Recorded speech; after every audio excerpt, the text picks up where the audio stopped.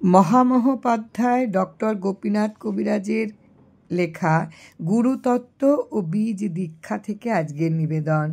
রাম ঠাকুরের কথা ও সৎপ্রসঙ্গ গ্রন্থে বিদগ্ধ মনীষী মহামহোপাধ্যায় গোপীনাথ কবিরাজ বলেছেন যে শ্রী ঠাকুরের অপূর্ব জীবনধারা আলোচনা করলে বোঝা যায় যে তিনি সেই পরম অবস্থায় প্রতিষ্ঠিত আছেন যেখানে পৌঁছিবার জন্য অনাদিকাল হইতে অনন্ত যাত্রী ধাবমান রহিয়াছেন, যিনি অনু হইতে অনিয়ান এবং মহান হইতেও মহিয়ান, যিনি মহাপ্রজ্ঞার দীপ্ত তেজে তেজস্বী হইয়াও মহাকরুণার সুশীতল কান্তিতে স্নিগ্ধ কোমল, তিনি মহাকালের এবং যাবতীয় ক্রিয়ার অতীত হইয়াও কালের পতিত আশ্রয় জীবসমূহের উদ্ধারের জন্য কাল রাজ্যের প্রতি ক্ষুদ্র অংশেও নিত্য ক্রিয়াশীল।